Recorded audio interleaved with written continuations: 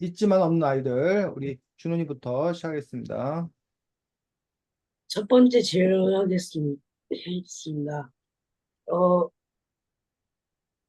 59쪽에, 71조가 보면은 페버가 계곡에 놀러 간 친구들에게 같이 가자고 말했는데 그 친구 중 한 명은 다른 친구들이 너랑 가면 불편할까 봐 안 된다고 말했습니다. 근데 여러분이, 어, 고등학교 때 계곡을 간 그 친구는 페버를 초대하실 건가요?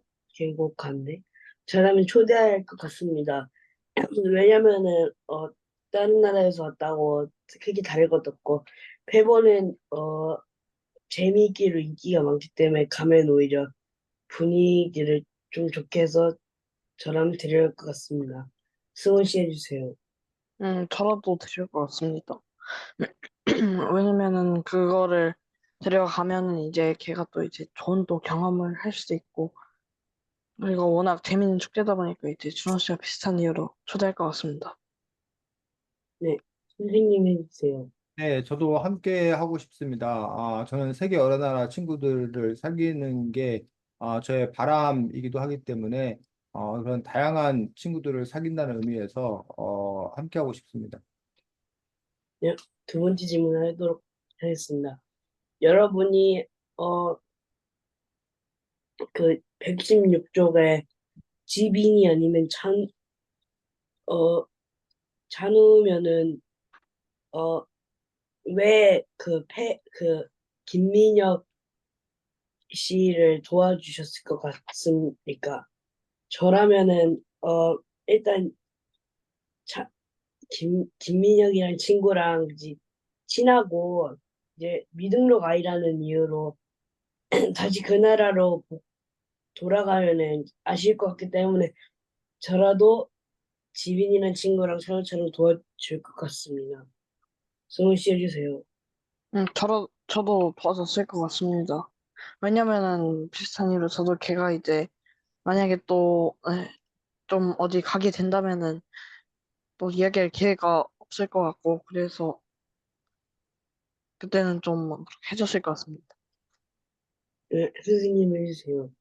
저는 개인적으로 이렇게 국경도 없고 전쟁도 없고 빈곤도 없는 그런 세상을 꿈꾸는 사람으로서 이 아이가 어쨌든 국경이라는 뭐 문제 때문에 돌아가게 된다라고 하는 부분들이 그리고 또 이 아이의 신변에도 상당히 또 위험이 다가오는 어떤 그런 부분들이기 때문에 어, 어려움에 처한 친구를 그냥 두고 보는 것은 안 되는 일이고 게다가 내가 도울 수 있는 일이기 때문에 함께 할 겁니다.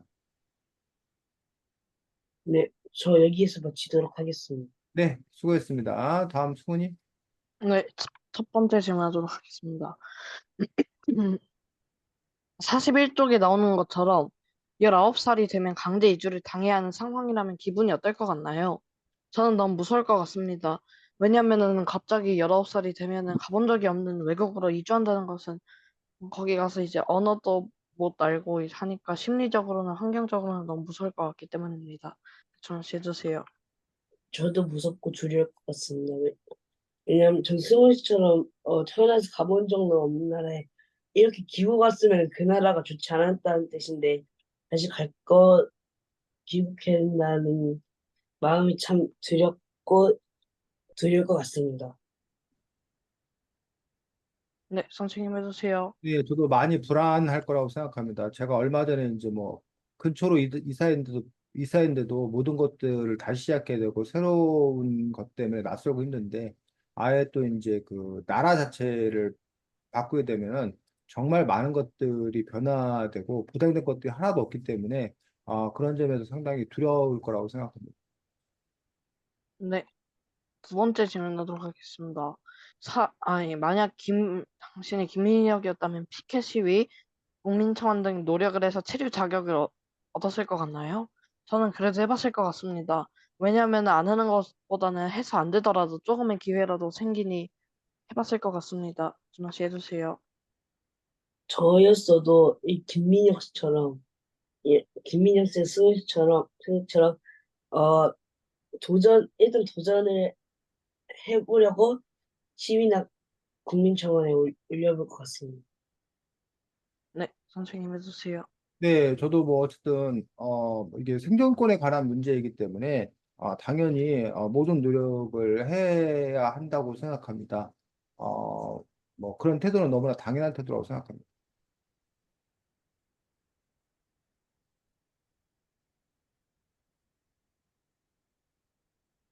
승훈, 네, 이제 저기까지 하도록 하겠습니다.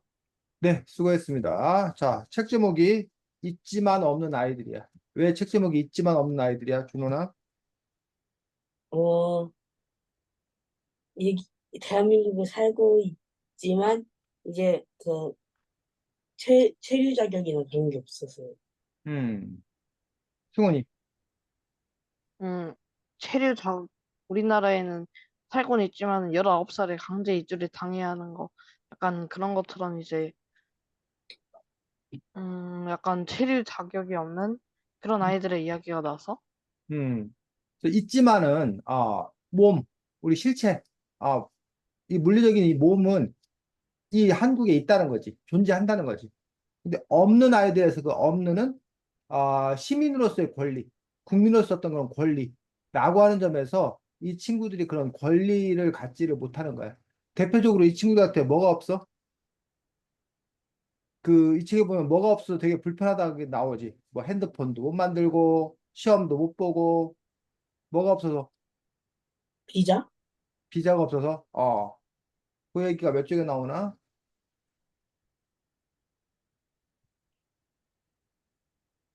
수능 시험도 못 보고 컴퓨터 자격 시험도 못 보고 그런 얘기 나오던데 선생님이 그게 쪽수를 잘 못 찾겠네.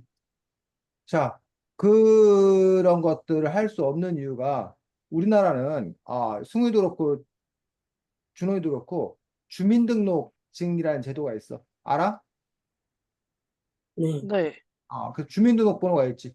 승훈이하고 준호이 주민등록번호 외워? 못 외워? 저, 뭐죠? 못 외워? 준호이는? 저 앞부분만 다 앞부분은 뭐야?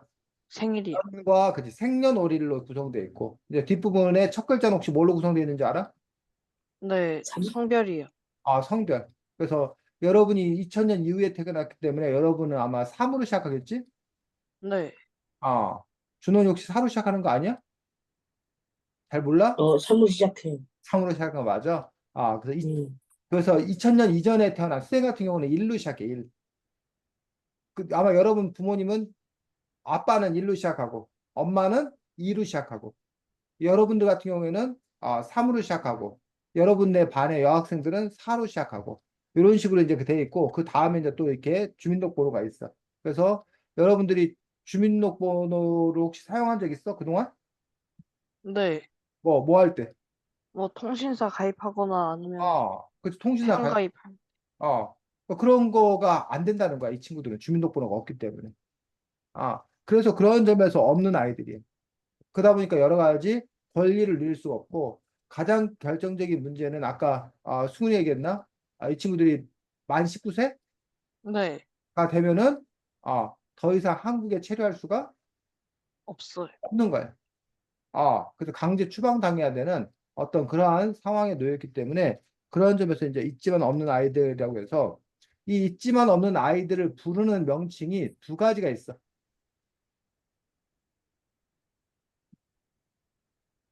자, 부르는 명칭 두 가지. 뭐하고 뭐? 불법 체류자? 그렇지. 불법 체류 아동. 어? 불법 체류 아동이라고 되어 있는 그 부분과. 자, 그에 비해서 이 책에서는 이 불법 체류 아동이라고 부르지 말고 뭐라고 부르자? 미등록 이주하고 그렇지. 미등록 이주 아동이라고 부르자. 자, 둘의 차이가 뭐야? 어떤 차이가 있는 거야? 약간 불법 체류하던 뭔가 좀 기분이 음. 나빠요. 왜 기분 나빠? 불법이라는 거 붙여가지고 아, 잘못한 것도 없는데 뭔가 약간 죄지은 같은 느낌?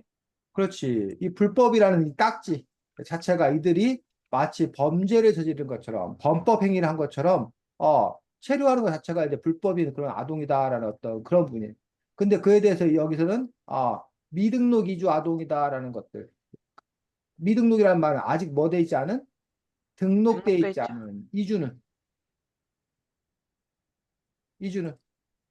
그 약간 삶의 겉으로 옮기는 거. 삶의 거처를 옮긴 근데 이제 그 단위가 지역 단위가 아니라 국가 단위로 이렇게 옮긴 이주 아동. 그래서 원래 이제 이것도 이제 뭐 불법 체류 노동자를 여기 부분도 이제 미등록 이주 노동자.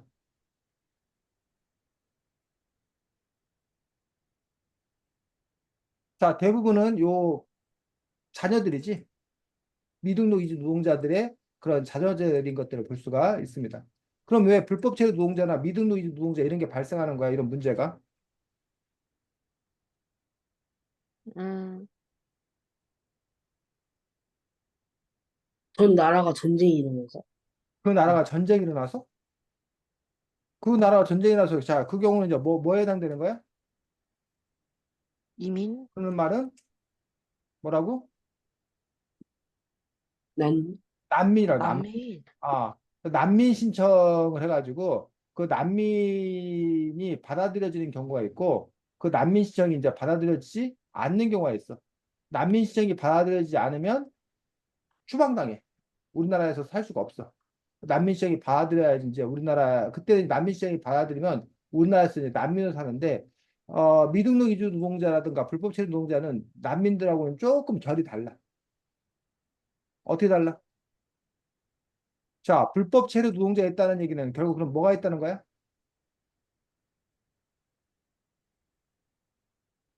불법이 있다는 거는 반대말로 뭐?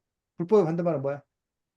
음, 합법 체류 노동자가 있다는 거야. 자, 합법 체류 노동자라 하면 뭘 받아서? 뭘 받았다고? 허락. 노동비자, 허락. 노동비자를 발급받고 국내와 우리나라에 와서 뭐 하는 사람? 일하는 사람을 이제 합법 체류 노동자라고 이야기할 수 있는 거죠.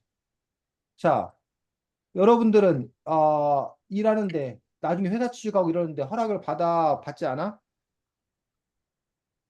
허락을 받지 않아요. 따로 국가의 허락을 받아? 아니요? 받지 않아. 왜? 왜 이 사람들, 외국인들 이 사람들은 허락을 받는데 왜 여러분들은 허락을 안 받아? 음, 우리나라 국민이라서. 그렇지, 우리나라 국민이라서. 여러분들이 헌법에 보장된 권리가 있어. 그 헌법에 보장된 권리 중에 교육받을 권리도 있지만 노동할 권리가, 일할 권리, 노동할 권리, 일할 권리가 있어. 자, 아니, 노동할 권리, 노동하는 게 뭘 권리냐? 일하는 거 싫은데 그게 무슨 권리냐? 의무를 하면 몰라도. 근데 그 일하는 게 권리라는 거야. 준원이 왜 일하는 게 권리일까? 어, 어, 일하고 싶을 때 일할 수 있었어. 일하고 싶을 때 일할 수 있어서. 승훈이 왜 권리일까? 음, 돈을 벌 수 있어서. 돈을 벌 수 있어서. 자, 외국인들은 우리나라에 와서 마음대로 뭐 할 수 없다? 돈을 벌 수. 할 수 없잖아. 외국인들 우리나라에서 마음대로 일하고 마음대로 돈 벌 수 없단 말이야. 근데 우리는 아까 여러분이 말한 대로 마음대로 일해서 돈 벌 수 있다는 거야. 그렇기 때문에 외국인들은 허가를 득해야 되는데, 얻어야 되는데, 우리는 허가를 따로 얻을 필요 없이 바로 그 회사에 취직할 수 있기 때문에 능력만 되면. 그렇기 때문에 그런 점에서 그게 뭐다는 거야? 권리라는 거야. 그래서 우리나라 국민들끼리만 있을 때는 그게 권리라는 걸 못 느껴. 그런데 뭐 외국인들 이런 사람들 보면 이게 되게 소중한 권리구나라는 걸 느낀다는 얘기. 자, 반대로 승훈이나 준원이가 미국에 가서 자유롭게 직장을 얻을 수 있을까? 아니요? 어, 음, 우리는 반대로 외국에 가서 자유롭게 노동할 수가 없어. 왜? 우리가 그 나라의 국민이 아니기 아니라서. 때문에 그 나라의 국민에게 보장된 근로할 권리가 없기 때문에 그래. 그래서 각 나라에서는 비자라는 제도를 둬, 비자. 근데 그 비자가 종류가 여러 가지야. 대표적으로는 그냥 우리가 보통 이제 외국 나가면 보통 이제 여행 비자, 관광 비자를 받고 나가. 어? 그 나라에 가서 뭐 하고 돌아오는 거야? 여행하고 관광하고 돌아오는 거야. 근데 여행 비자를 받고 가가지고 그 나라에서 일하면 어떻게 돼? 어떻게 될 것 안 같아? 돼요. 어, 잡혀가요. 그치, 체포돼. 벌금 물고 추방 나오고 그런단 말이에요. 그래서 그 나라에서 돈 버는 일을 하려면 정식으로 이제 뭐야? 노동 비자, 일할 수 있는 어떤 그런 비자를 발급받아야 된다라는 게 그 나라 정부가 허락한. 근데 그건 어디도 마찬가지야? 우리나라도 마찬가지야. 우리나라도 외국인 노동자들에게 이렇게 비자를 발급해줘서 필요한 사람들이 와서 일할 수 있도록 그런 조치를 취한다는 거예요. 그러면 그렇게 비자를 발급받아서 오면 되잖아. 그럼 이런 문제가 안 생길 거 아니야. 근데 왜 이런 불법 체류 노동, 이주 노동, 미등록 이주 노동이 왜 발생하는 거야?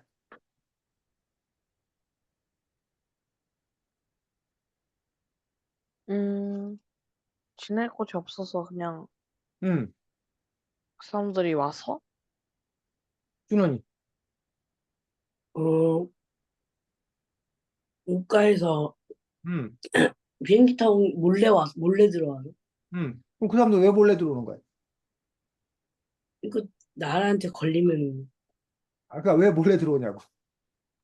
어, 애당초 허락 받고 합법적으로 오면 되잖아. 근데 왜 몰래 들어오냐고. 나라가 횡만되고, 어, 자, 이러한 불법 체류, 미등록 노동, 이주 노동자들이 생기는 이유는 그러니까 몇 가지로 볼 수 있는데, 아, 우리나라가 그 노동 비자를 발급해 주는 게 아무한테나 막 내주지 않는다는 거야. 그러니까 그걸 발급받기가 어려워. 그러다 보니까 그 나라에서 우리나라의 그 뭐야 노동 비자를 발급받으려면 돈이 많이 들어 돈이. 근데 돈이 없는 사람들은 그 노동 비자를 발급받을 수가 없다는 거야. 그러니까 여행객, 관광객 신분으로 와가지고 원래는 관광만 하고 돌아가야 되는데 그냥 뭐 하는 거야? 취업을 하는 거야. 그래서 일을 하는 거야. 그러니까 노동 비자 없이 일을 하는 거지. 그런 사람들이 바로 뭐야? 미등록 이주 노동자이기도 하고 불법 체류 노동자이기도 하다는 거지. 이해가? 네, 네, 두 번째로는 처음에는 합법적으로 왔어. 노동비자를 받아서. 근데 그 노동비자를 받아서 합법적으로 왔는데 그게 기한이 정해져 있어. 뭐 2년이면 2년, 5년이면 5년, 그 기한이 정해져 있어. 그럼 그 기한이 되면 뭐 해야 돼? 돌아가야 되지. 네, 근데 돌아갈 수 없는 그런 상황에 있는 사람들이 있는 거야. 그리고 비자가 연장이 안 된 사람들이 있는 거야. 뭐 돌아가지 못하는 이유들 중에는 예를 들면 아까 그 브로커라고 그러는데 중간에 연결해주는 브로커한테 비싼 돈을 주고 노동비자를 발급받아서 우리나라에 왔어. 근데 왔는데 뭐 아프거나 뭐 사고를 당하거나 그래갖고 제대로 일을 못한 거야. 그러면 돈을 많이 들여서 왔는데 돈을 못 벌면 돌아갈 수가 없겠. 없어요. 이해가? 네, 네, 그 사람들 입장에서는 한국에 와서 일을 하는 게 자기 나라에서 일을 하는 것보다 적게는 두세 배, 많게는 뭐 네다섯 배 이상의 돈을 벌어. 그러니까 그 사람들 입장에서는 조금만 더 고생해서 돈을 벌어서 자기 나라에 돌아가고 싶은 거야. 뭐 이런 여러 가지 이유 때문에 우리나라에 이제 이른바 불법 체류 노동자 또는 미등록 이주 노동자들이 있더라라는 얘기.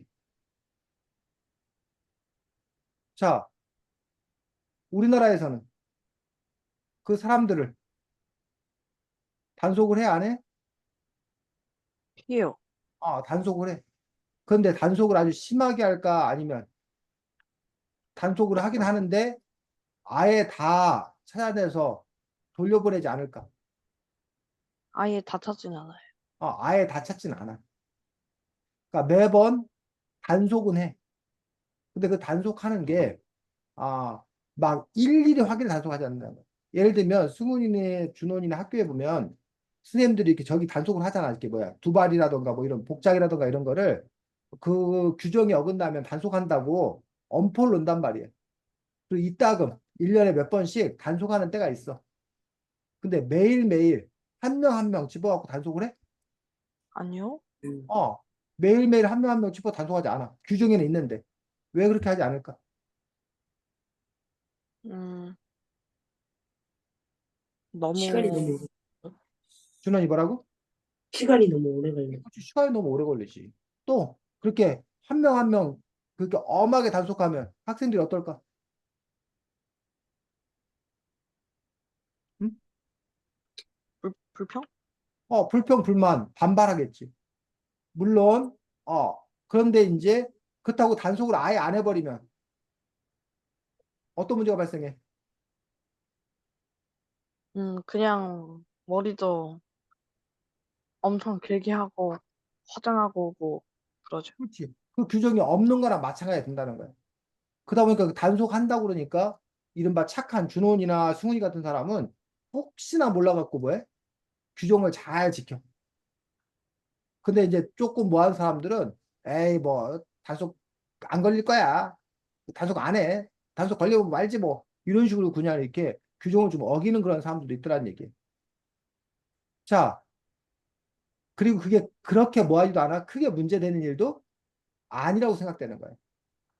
자, 뭐 비유가 조금 다르긴 하지만 불법 체류 노동자들에 대해서도 미등록 이주 노동자들에 대해서도 우리나라 입장에서 그 사람들이 필요하지 않아? 필요하지 않아요. 아, 필요해요. 필요하지 않으면 다 조사해서 내보내겠지. 근데 어차피 그 사람들이 우리나라에 와서 일하는 게 필요하다는 얘기예요. 왜? 그 사람들이 주로 하는 일이 어떤 일이에요? 막노동? 막노동. 몸수도 하는 노동. 선생님 얼마 전에 이사했는데 5명이 왔는데 그중에 3명인가가 몽골 외국인 노동자들이었어. 요즘 여러분들이 보면 그 식당 같은 데도 설거지하거나 뭐 이런 일들을 다 외국인 노동자들이 하는 경우가 많아. 또 농촌에 가면 일하는데 어촌에 가면 물고기 잡는데 일하는데 대부분 다 누구라는 거야? 외국, 외국인 노동자들이. 어? 그 공장에서 이른바 3D 업종. 자, 3D 업종이 뭐야, 준호나? 3D 업종이요? 3D 업종. 세 가지의 힘든 업종? 세 가지 힘든 업종. 세 가지의 D로 시작하는.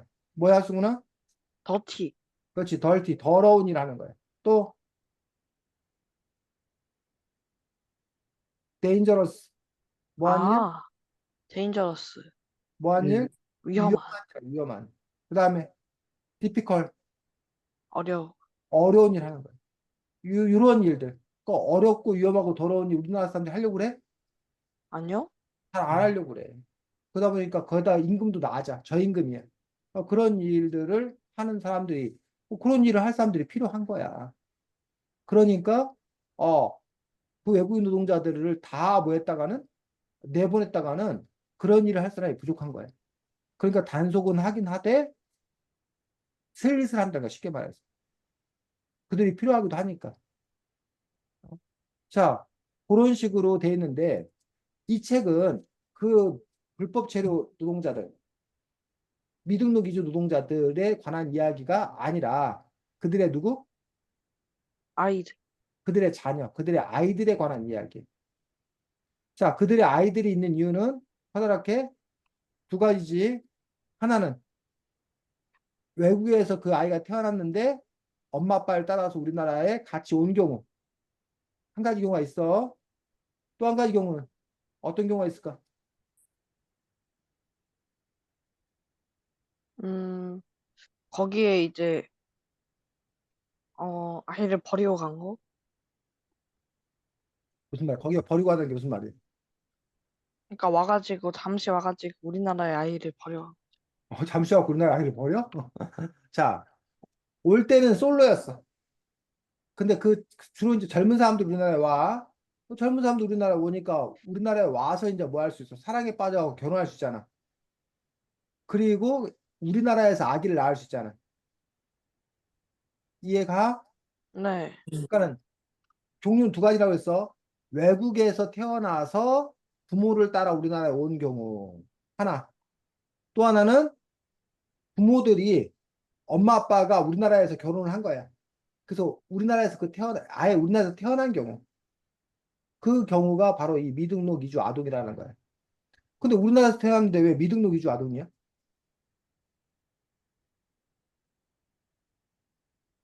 자, 국적을 취득하는 방법은 커다랗게 두 가지 있는 거 알아? 국적이 결정되는 방법? 네. 네. 어떤 방법이 있어? 태어나거나 거기서 오래 살고, 태어나거나 거기서 오래 살거나? 아, 아닌가요? 자, 국적을 결정하는 첫 번째 방법은 엄마 아빠가 누구냐는 거야. 누구의 핏줄이냐는 거야. 자, 이걸 보고 우리가 혈연주의라고 해. 혈연주의. 즉, 우리나라는 엄마 아빠가 한국 사람이면 자녀가 뭐야? 한국 사람이 한국인이에요. 되는 거야. 엄마 아빠가 저기 외국에 나가서 아이를 낳았어. 그 애는 한국일까 한국이가 아닐까? 한국인이에요. 걔는 한국애야. 왜?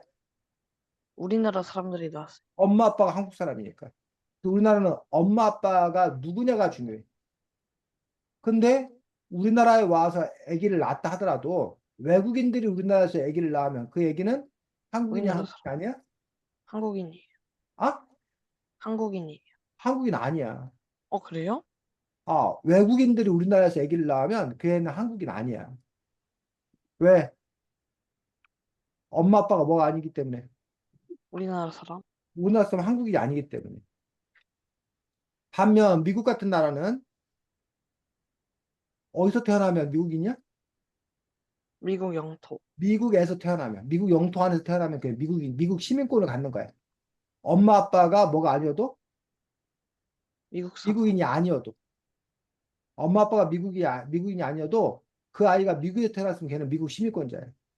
그걸 보고 우리가 뭐라고 그러냐면 속지주의라고 그래. 어느 지역, 어느 땅에서 소속해졌냐, 태어났냐에 따라 달라지는 거야. 그러한 속지주의를 택하는 나라들이 몇몇 나라가 있어. 미국이나 캐나다나 뭐 호주나 뭐 이런 나라들. 그런 나라들의 특징은 이민자들이 와서 세운 나라야. 처음부터. 자, 그러다 보니까 여기 있는 이 책에 나와 있는 이 아이들이 바로 미등록이주 아동들. 우리나라에서 태어났지만 뭐야? 우리나라 사람이 아닌 거야. 게다가 부모가 뭐기 때문에 외국인. 미등록이주 노동자들이기 때문에 부모가 법적인 보호를 받지 못하는 거야. 자, 그래서 과거에는 무조건 다 추방됐어. 근데 현재는 그나마 나아져 갖고 이 책에 보니까 그런 얘기 나오는데 현재는 어떻대? 자, 적발이 됐어. 그러면 바로 쫓겨나? 아니요. 어떻게 돼? 심사를 받아. 심사를 받아? 심사 받아서 심사 못하면 쫓겨내? 아닌가? 아까 얘기했잖아. 몇 살까지는? 19살. 19살까지는 그 아이가 한국에 머무를 수 있어. 그러면 그 부모는 쫓아내? 음. 그 부모는 누구를 보호해야 되니까? 아이. 아이를 돌봐야 되니까 그 아이가 19살이 될 때까지는 부모도 있을 수 있어. 이해가? 네. 네. 그러면 그 사람들이 이른바 그 잔머리 굴린 사람들 있겠지. 머리 쓰는 사람들 있겠지. 어떻게 머리를 써? 애를 엄청 많이 낳으면 계속 살 수 있네요. 그렇지. 그럴 수 있겠네. 아, 한국에 와서 애를 낳는 거야. 그러면 자기가 노동 비자를 뭐 하지 못해도 연장하지 못해도 그 아이를 돌보는 걸로 해서 한국에 뭐 할 수 있다는 거야. 머물러서 일할 수 있다는 거야. 음. 이해가? 네. 아, 자, 근데 그것들이 뭐 이렇게 합법적으로 보장된 것들이 아니라 그냥 그 아이를 돌본다는 어떤 그런 부분들이기 때문에 상당히 불안정한 어떤 그런 상황들인 것들을 볼 수가 있습니다. 그리고 그러다 보니 이 아이는 자기 부모의 나라에 가보지도 못한 거야. 그럼 이 아이는 그냥 한국에서 계속 자란 거잖아. 근데 그 아이는 나중에 한국민이 될 수가 없어요. 없는 거야. 그렇고 부모의 나라로 돌아간다고 생각해봐. 그럼 그 아이 입장에서 너무나 무서워요. 황당한 어떤 그런 노릇이지. 준원이가 지금 이렇게 한국에서 잘 살고 있는데 갑자기 준원이 너 보고 네가 무슨 어디 필리핀 사람이야. 너 필리핀으로 들어가야 돼. 라고 해서 준원이가 필리핀 가서 살게 된다. 라고 했을 때 그건 상당히 어려운 어떤 그런 일이라는 얘기지. 자, 이런 것들이 바로 이 책을 이해하기 위한 어떤 그런 기본적인 배경이 되는 그런 부분들입니다. 자, 이 책이 좀 특이해. 쓰인 방식이. 왜 쌤이 이 책이 쓰인 방식이 좀 특이하다고 그럴까? 이 책은 어떻게 쓴 책이래? 여러 아이들이 전 세계 여러 아이들이 나와가지고 약간 그렇지. 여러 나라에서 온 아이들의 이야기를 쓰고 있어. 그래서 여기 보면, 누구누구 차려보니까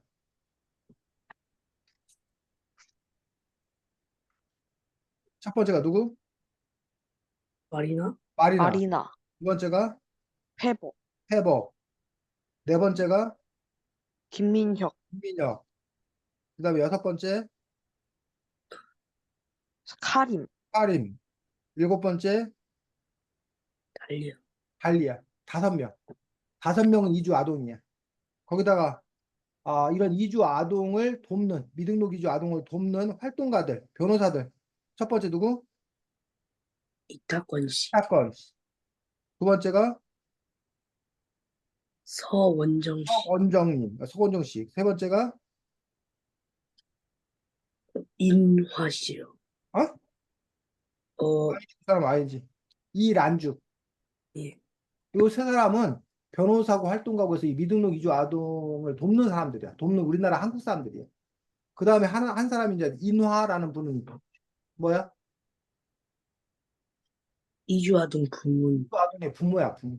그래서 이렇게 해서 여러 인물들의 이야기를 썼다는 얘기야. 자, 그러면 이 인물들이 쓴 거야, 직접? 아니요, 누가 썼어? 이 지은이가 누구야? 글쓴이, 글쓴이가 누구야? 은유, 은유. 은유라는 분인데, 이 은유라는 분이 나름 이렇게 유명하신 분이야. 이게 수필 뭐 이렇게 작가로서 유명하신 분인데, 이 은유라는 분이 근데 이 사람들 이야기를 어떻게 쓴 거야? 어떻게 알고?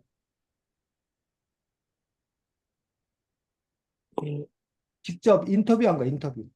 여기 나와 있는 음, 마리나라던가 페버라던가 이타건, 김민혁, 뭐 이런 서건정님, 뭐 이런 사람들을 직접 만나서 조사한 거야, 이야기한 거야, 대화한 거야. 자, 그런데 대화한 다음에 그걸 누가 썼어? 누가 썼다고? 은유 씨, 은유 작가가 썼어. 근데 그럼 은유 작가가 은유 작가의 입장에 쓴 거야? 내가 오늘 준원이를 만났다. 준원이는 뭐 어렸을 때부터 태권도를 배웠다. 이렇게 쓴 거야? 이 책이? 은유, 이렇게 안 썼어. 어떻게 썼어? 그 이주아동 친구들의 시점, 그렇지. 이주하던 친구들의 시점. 자기의 시점에 쓴 거야. 1인칭 시점, 1인칭. 내 이야기인 것처럼 쓴 거야. 즉, 은유 작가가 마치 뭐인 것처럼? 마리나인 것처럼. 은유 작가가 마치 페버인 것처럼 쓴 거야. 그러니까는 먼저 조사를 한 다음에 조사해서 알게 된 거를 그 사람의 입장에서 글을 쓰는 방식으로 썼다는 거지. 이해가? 네, 아. 음, 그래서 여러분이 이제 글을 쓸 때 승훈이가 승훈이 이야기를 쓸 수 있어야 돼. 첫 번째. 두 번째. 승훈이가 준원이 이야기를 듣고 승훈이 입장에서 준원이 얘기를 쓸 수 있어야 돼. 나와 독서교실에 같이 공부하는 친구 준원이 어쩌죠 이런 식으로. 세 번째로는 승훈이가 누구 입장에 쓸 수 있어야 돼? 준원 입장에서 준원이가 되어서 쓸 수 있어야 돼. 이해가? 네, 아, 그런 점에서 그 어떠한 시점을 갖고 썼는지 그런 부분들도 이 책의 특징들 중에 하나인 부분들을 볼 수가 있습니다. 자, 그래서 6쪽 보겠습니다. 자, 미등록 이주 아동 이 누군가? 자, 밑에 셋째 줄 미등록 이주 아동은 이주민 부모에 따라 한국어로 이주했거나 한국에서 태어난 아동 중 부모의 치료 자격의 상실, 난민 신청 실패 등 다양한 이유로 치료 자격이 없는 아이들을 말합니다. 그렇지. 그래서 난민 신청을 했다가 실패해서 우리 원래는 뭐 떠나야 되는데 떠나지 아니하고 있는 그런 경우가 이제 우리가 미등록 이주 아동이다라고 하는 거예요. 자, 이 책이 나왔을 당시를 기준으로 보면 이 책이 나온 게 2021년 지금부터 약 3년 전인데 그 당시에 여기 보면 실적에 보니까 미등록 이주 노동자는 얼마?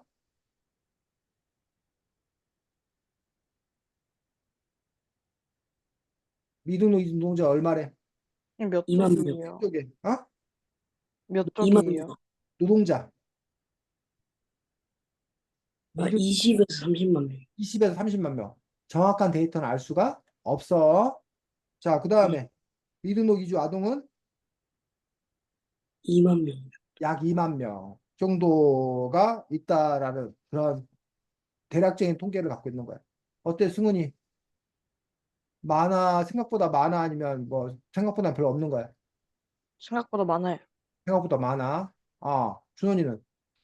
별 생각보다 많아. 음. 그래서 이들에게는 아까 얘기했지만 유엔 아동 권리 협약에 따라서 학습권이 주어지기 때문에 고등학교까지는 다닐 수 있는 그런 부분들을 볼 수가 있습니다. 하지만 이들이 주민등록이 없다는 이유로 여기 8쪽에 보니까 여러 가지 자원봉사도 할 수가 없고 여러 가지 것들을 할 수가 없는 어떤 그런 부분들을 볼 수가 있습니다. 자, 그래서 여기 이런 말이 나와.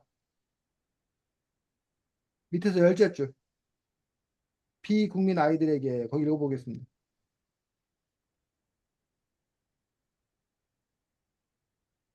피국민 아이들에게 배려와 자잘한 일상이다. 미등록 이주 아동은 공부할 권리는 있지만 살아갈 자격은 없는 모순의 인질에서 있지만 없는 아이도 잘하는 것이다. 그래서 거기서는 공부할 권리는 있지만 살아갈 자격은 없는 모순된 현실이에요. 그래서 있지만 없는 아이들을 그렇게 또 설명하고 있는 것들을 볼 수가 있습니다. 자, 그래서 이제 이들이 겪는 여러 가지 문제들에 대해서 이야기하고 있는데 12쪽 이 책에서 지금 보면 앞부분 작가가 프롤로그에서 이 책 전체의 어떤 그런 핵심적인 부분이라고 그러나 중요한 부분들을 앞에서 이렇게 한번 이렇게 소개를 하고 있고 그러고 나서 이제 다시 설명을 한 명 한 명의 이야기를 구체적으로 하는 그러한 또 이렇게 구성 방식을 택하고 있는 것들을 볼 수가 있습니다. 12쪽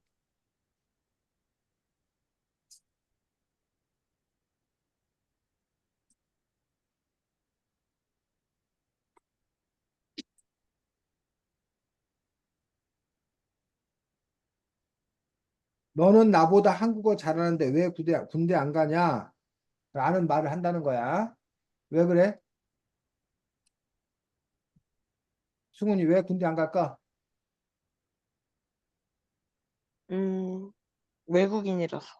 어, 미등록 이주 아동은 국민으로서 뭐도 없지만 권리도 없지만 국민이 아니기 때문에 뭐도 없는 거야. 의무도 없는 거야. 그러니까 음, 준원이나 승훈이가 우리 대한민국 국민으로서 권리를 누리기 때문에 동시에 뭐도 있다는 거야? 의무도 있다는 거야. 그래서 너희들이 국방 의무도 해야 되고 납세 의무도 해야 되고 그런 부분들을 볼 수가 있는 거지. 자, 그 밑에 대학글 태어난 건 죄가 없는데 그거 읽어보겠습니다.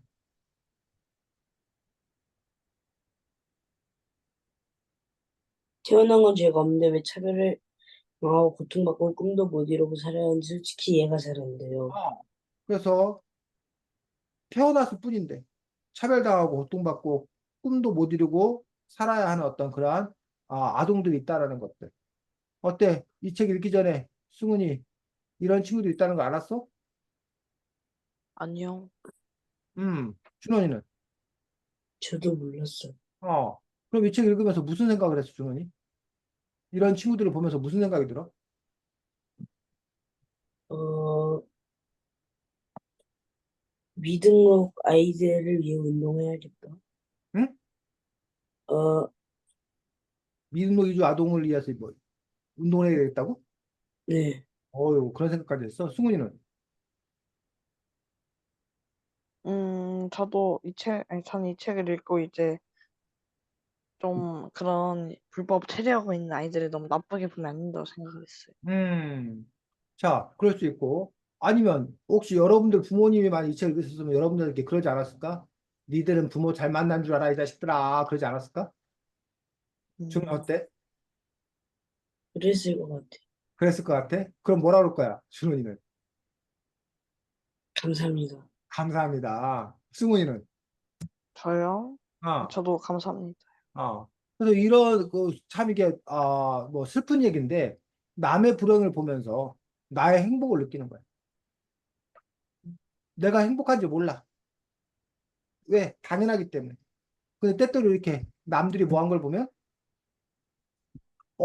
어려움에 당하는 걸 보면, 내가 그러지 않아서 참 다행이다라는 마음을 갖는 게 인간의 마음이기도 하다라는 얘기지. 그런 마음이 우리들한테 있다는 거야. 어? 그렇기 때문에 더더욱이 그들에 대해서 우리가 우리의 뭐 행복감, 다행 이런 걸 느끼게 해줬기 때문에 오히려 우리가 그들에게 어떤 사람들은 빚졌다라고 표현하는 사람도 있어. 그러니까 그들을 도와야 하는 어떤 그런 부분들이 아, 우리가 그들 덕분에 다행이라는 어떤 그런 느낌, 마음을 갖기 때문에 그렇게 된다라고 주장하는 사람도 있어. 그거에 대해서는 또 물론 뭐 다른 주장을 할 수도 있겠지. 14쪽.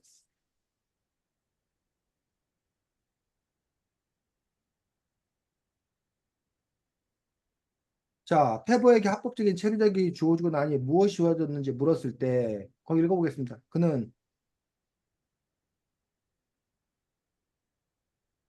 그는 은행 업무를 가장 먼저 꼽았다. 얼마 전 실수로 입금을 잘못해서 돌려받는데 또 비자가 필요했다면 비자가 있는데 3일이 걸렸으니 비자가 없었으니 능력 못 받겠구나 싶었단다. 또 이제는 본인 인증이 가능해지니까 학교 과제를 이메일로 보낼 수 있어 편하고 운전면허를 땄다고 했다. 너무 소박해서 너무 의아하게 들리는 그의 대답은 우리 일상이 얼마나 사소한 것들로 채워지는지 그 사소한 것들이 막혔을 때 일상이 어떤 중단되는지를 상기시켰다. 거기. 자, 즉 본인 인증 받아가지고 학교 과제 이메일 보낼 수 있는 게 좋았대. 운전면허 딸 수 있는 게 좋았대. 어? 이러한 것들. 은행 업무를 볼 수 있는 게 좋았대. 이런 것들이 사실 우리들에게는 소소한 일상이라는 거예요.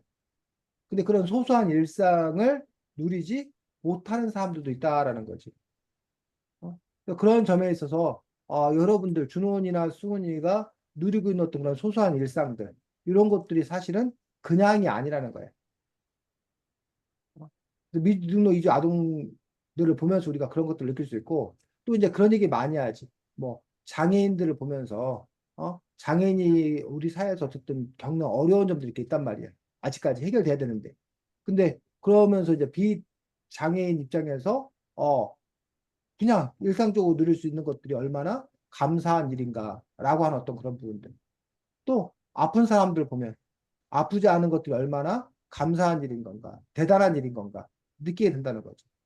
또 여러분들 지금 승훈이나 준원 입장에서 보면은 나이 드신 어른들 보면 승훈이나 준원이가 뭐 하다는 게 젊다는 게 어리다는 게 그게 또 얼마나 좋은 일인지 그런 부분들. 그래서 자신이 갖고 있는 것들을 평소에는 잘 못 느끼는데 자신이 갖고 있는 걸 갖고 있지 못한 사람들을 보면 내가 갖고 있는 것들이 얼마나 소중한지 그런 부분들을 더 이렇게 알 수 있지 않나 싶습니다.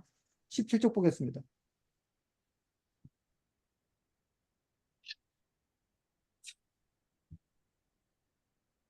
자, 민혁이가 그래서 이제 친구들이 도와주고 그래서 결국은 잘 그 문제가 해결이 된 편들인데 그 얘기 마지막 문단 민혁이는 특성화 고등학교로 진학했다. 거기부터 읽어볼까? 민혁은 특성화 고등학교로 진학했다. 거기서도 새로운 친구들과 두루두루 사이좋게 지내고 있다. 원만한 교육과 의 비결을 묻자 한국에 왔을 때 친구들이 저를 배척하지 않았기 때문이다 라고 한다. 제가 누군가를 믿어줄 때 그 사람이 또 다른 누군가를 믿고 또 믿고 가면 사회에서 누가 누구를 비축할 일이 없지 않을까요? 그는 일찍이 스스로 최고의 원인이 되어 믿음의 벨트를 형성한다. 자, 거기까지. 거기서 보면 믿음의 벨트라는 말이 나오는데, 승훈이, 이게 무슨 말이야? 음, 어, 제가 누군가를 믿어볼 때 그 사람이 또 다른 누군가를 또 믿고 반기면 사회에서 누가 누구를 배척할 일이 없지 않을까요? 응, 라는 점에서 이제 자기가 이제 다른 사람을 믿으면 그 응, 사람도 다른 사람을 믿게 되면서 약간 연쇄적으로 응. 믿음이 간다? 그렇지. 그게 바로 믿음 있는 어떤 그런 신뢰 사회, 믿음의 벨트가 형성된 사회라는 거죠. 자, 근데 그 얘기를 뒤집어 버리면 어떻게 돼? 준원이. 그 얘기를 반대로 뒤집으면. 어, 누군가를 믿지 응. 않고 그 사람도 누군가를 믿지 않는다. 그렇지. 그럼 그 사회는 어떤 사회가 되는 거야? 김종사요? 어? 불신 어, 사회가 되는 거지. 지옥이 되는 거지, 지옥이. 서로 못 믿는 불신 사회가 되는 거야. 그래서 그 사회마다 어떤 사회는 서로 믿을 수 있는 어떤 그런 사회, 어떤 사회는 서로 믿지 못하는 어떤 그런 사회. 그 차이가 뭐냐는 얘기지. 또 한국에서 그 외국인들이 깜짝 놀란 것들 중에 하나가 이제 대표적인 게 스마트폰이나 노트북을 커피숍 테이블에 놓고 화장실 갔다 오고 이러는 거에 대해서 외국인들 입장에서 상당히 놀라는 어떤 그런 반응을 보인다는 거예요. 근데 어쨌든 그런 점에서 우리나라는 그런 신뢰가 있는 거지. 내가 스마트폰을 놓고 가도 그 스마트폰을 뭐 하지 않을 거다. 맞아, 맞아. 다른 사람들이 훔쳐가지 않을 거다라는 그런 신뢰가 있는 거예요. 그게 형성이 된 거예요. 그러다 보니까 편하잖아 사실은. 그래서 스마트폰 놓고 화장실 갔다 오고 뭐 가방 놓고 화장실 갔다 오고 해도 되니까 편하잖아. 안 그랬으면 화장실 갈 때마다 그 짐 다 챙겨갖고 가거나 뭐 어디다 보관하고 가거나 그런 일들 자체가 다 불편할 거 아니에요. 근데 우리나라 이상하게 스마트폰은 그렇게 서로 안 가져가면서 자전거 도둑은 왜 이렇게 많아? 혹시 준원이나 승훈이는 자전거를 도난당하거나 그런 경험은 없어? 다행히? 네, 준원이는 저 있었어요. 자전거 뭐야 도난당한 적 있었어? 네. 그러면 승훈이는 자전거 어디 타고 나갈 때 자전거 이렇게 잘 잠거나 아니면 안 잠그고도 다녀? 저는 잠궈놔요. 잠궈 놓단 말이야. 그럼 어쨌든 자전거 잠궈 놓는 행위 자체가 사실은 번거로운 행위잖아. 응? 자전거 열쇠 채우고 뭐 그것도 갖고 다녀야 되고 막 이러니까.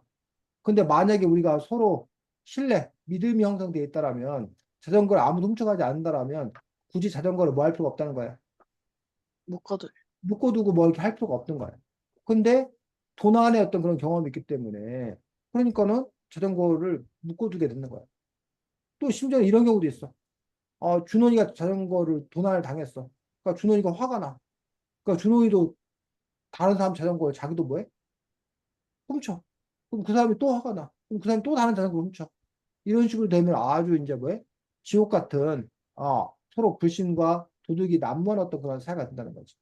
그런 점에서 어쨌든 이 책에서 보면 누군가를 먼저 믿어주면 그리고 환대해주면 그 사람이 또 누군가를 믿어주고 환대해주고 그러면서 그 사회 전체가 믿음의 벨트가 형성되어서 그 사회가 살기 좋은 사회가 된다라는 얘기죠.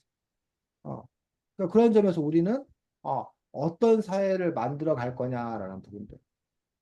그리고 그거를 어떤 노력을 해야 되는 건가. 이런 부분에 대해서 우리가 생각해 볼 필요가 있습니다. 18쪽 셋째 줄 승훈이 읽어보겠습니다. 나는 김민혁의 체례를 접하며 동료 시민의 역할과 중요성을 깨달았다. 국어교사가 불의에 눈 감지 않고 남의 아이의 일도 자기 일로 여기는 인정받는 사람이라서 얼마나 다행인가. 더군다나 혼자 해결하려 하지 않고 아이들에게 친구의 아픔을 알리고 같이 행동하자고 제안하며 시민인식을 이끌어냈다. 알아야 싸운 다음에 아이들과 같이 난민에 대한 공부도 병행했다는 이야기를 들었을 땐 살아있는 교육 현장을 목격하는 기쁨을 느꼈다. 우리는 누구를 혹은 무엇을 알아서 돕는 게 아니라 함께하는 동안에만 사람을 알고 진실을 배울 수 있다. 거기까지. 그래서 여기서 이른바 동료 시민의 중요성, 역할과 중요성. 혼자 해결하려고 하지 않고 함께 해결하려고 하는 어떤 그런 시민의식 이러한 것들을 그 민혁이 사례를 통해서 볼 수 있었다라고 얘기하고 있습니다. 그래서 아마 그 일을 통해서 민혁이도 도움을 받고 크게 배웠지만 민혁이와 함께 했던 그런 친구들도 많은 것들을 배울 수 있는 그러한 또 소중한 시간 아니었나 싶습니다. 28쪽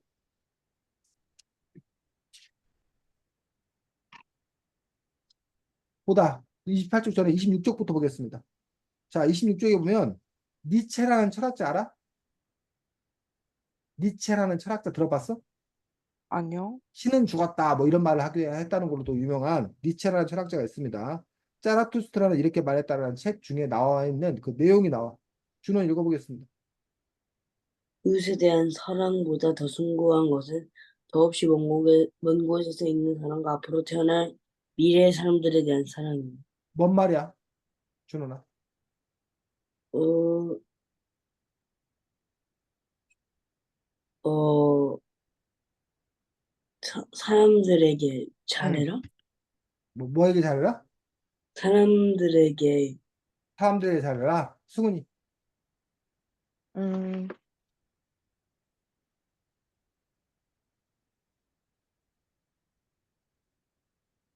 일단 약간 이웃에게, 아, 응.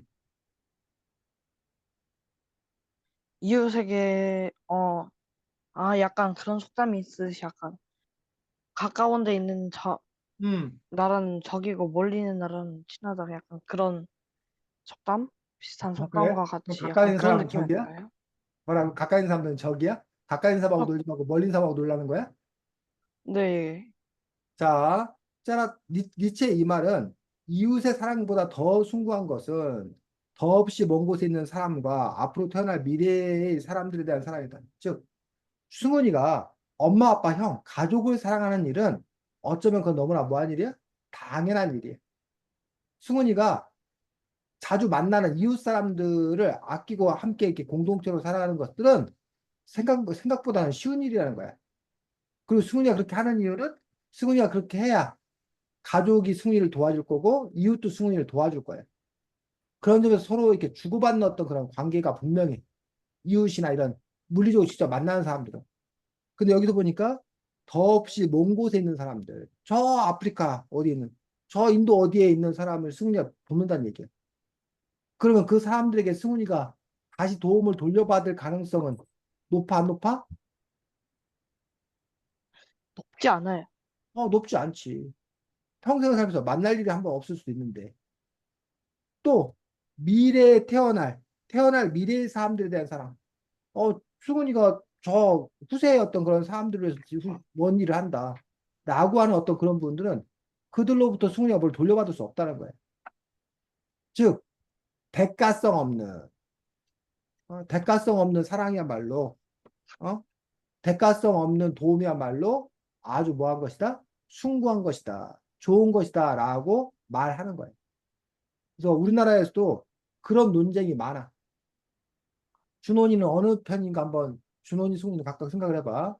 우리나라에도 어려움에 처한 사람들이 있어 없어? 있어요. 있어. 우리나라도 어려움에 처한 사람들이 있어. 그래서 어떤 사람들은 저 외국에 아프리카에 있는 아이들에게 아프리카에 있는 사람들에게 기부하지 말고 우리나라의 어려운 사람들에게 먼저 기부하라는 거야. 내 주변에 우리 마을에 어려운 사람을 먼저 도우라는 거야. 어떻게 생각해, 준원이? 그 말에 대해서? 그러지 말고 음, 그냥 둘이 똑같이 기부하면 좋을 것 같아요. 둘 다? 네. 승훈이는? 승훈아? 저도 음, 준원이랑 같이 그냥 똑같이 둘 다 좀 음, 좋을 것 같아요. 그렇지. 근데 지금 여기서 니체는 어떤 입장인 거야?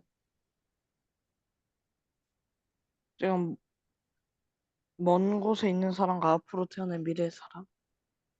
결국 그 니체는 가까이 있는 사람보다 멀리 있는 사람들을 도우는 게 더 소중한 일이다, 더 멋진 일이다라고 얘기를 하고 있는 거야. 그런 점에서 이제 니체 같은 경우는 우리가 이걸 보고 이제 세계 시민주의라고 얘기하는데, 이렇게 전 세계에 있는 어떤 그런 사람들을 다 하나로 여기는. 가까이 있는 사람들에게 더 친하고 멀리 있는 사람들에게 하는 게 아니라. 그러니까 이 중력의 법칙을 무시하는 거지. 중력은 가까이 있으면 더 그 밀집한 적용하고 멀리 떨어질수록 그 중력 힘이 약하잖아. 미치는 힘이. 근데 그 미치는 힘이 약하는 곳에 오히려 더 손을 뻗어야 된다는 게 이런 니체의 생각이고 뭐 그 부분에 대해서 여러분들이 뭐 동의할 수도 있고 또는 뭐 다른 생각을 갖고 있을 수도 있습니다. 자, 여기 책 28쪽에 보면 아홉째 줄 명명은 해방의 첫 단계다. 요 이야기 한번 읽어보겠습니다. 누굴 차례 읽어? 승훈이 몇 쪽이에요? 28쪽 아, 아홉째 줄. 24. 네. 명령은 해방의 첫 단계다. 레베카 소인에서 이것은 이름들의 전쟁이다 해서 이렇게 말했다. 무언가를 정확한 이름으로 부르는 행위는 무대책, 무관심, 망각을 눈 감아주고 암충해주고 흐리게 하고 가장하고 회피하고 심지어 장려하는 거짓말들을 끊어낸다. 호명만으로 세상을 바꿀 수는 없지만 호명은 분명 중요한 단계다. 뭔 말이야? 음, 이 부분이. 일단 약간 사람을 정확한 이름으로 부르면 이제 음, 사람에 대한 무대책, 무관심, 망각을 음, 없애주고 그리고 음, 이거는 세상을 바꿀 수는 없지만 약간 세상을 바꾸는데 중요한 단계다. 음. 준원이 무슨 말이야? 어,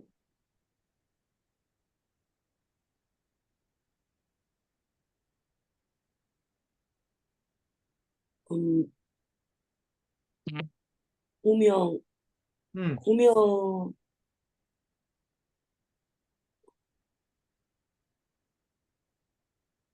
어, 자, 잠시만요. 요거는 어떠한 일에 대해서 정확한 이름으로 불러야 된다는 거예요. 예를 들면 여러분들이 동학의 난, 어? 동학운동, 동학혁명, 갑오농민 전쟁, 동학농민 운동 이렇게 여러 가지 이름으로 불려. 그것들 중에 그 사건을 가장 정확하게 규정하는 건 뭐냐라는 거예요. 그 사건을 어떻게 부르냐에 따라서 달라진다는 거예요. 자, 제주도 4.3 폭동이라고 부르게 됐어. 광주 폭동이라고 불렀어. 근데 지금은 광주 폭동이라 안 부르고 뭐라 불러? 광주 민주화 항쟁이라, 광주 민주화 운동이라 불러. 어? 제주 4.3 사건이라 불러. 이런 식으로 그 일을 어떻게 호명하느냐, 어떻게 그 이름을 짓느냐에 따라서 그 일에 대한 어떤 그런 관심이나 이런 것들이 달라질 수 있다는 거예요. 이 얘기를 하는 이유는 아까 우리 처음 얘기했던 불법 체류 노동, 불법 체류 아동 이렇게 부르지 말고 뭐라고 불러야 된다? 미등록 이주 아동이라 불러야 그 문제에 대해서 다른 시각을 갖고 접근할 수 있다라고 이 책의 저자는 주장하고 있는 거예요. 이해가? 네, 아주 안 좋은 얘기인데 가끔 신문에 뭐 가족들이 뭐 사업에 아버지가 사업에 실패해가지고 함께 이렇게 죽는 그런 일이 있어. 그걸 보고 이제 뭐야? 가족 동반 자살 뭐 이렇게 이름을 붙여갖고 막 신문에 나오고 그랬었어. 요즘엔 그렇게 부르면 안 된다고 그래. 그게 무슨 자살이냐? 그 애들은 자기가 죽고 싶어 죽은 거야? 음, 어? 엄마 아니요. 아빠가 그냥 야 우리 엄마 아빠 없이 너희들이 어떻게 살겠냐고 엄마 아빠가 애들을 죽인 거 아니야. 그리고 그거는 자녀 살해 사건이라고 이게 이름을 붙여야 된다는 거야. 동반 자살이 아니라. 뭔 말인지 알겠어? 네, 그런 식으로 그 사건을 어떻게 규정하느냐에 따라서 전혀 달라진다는 거야. 이름 붙이기를 잘 해야 된다라고 주장하고 있는 것들을 볼 수가 있습니다.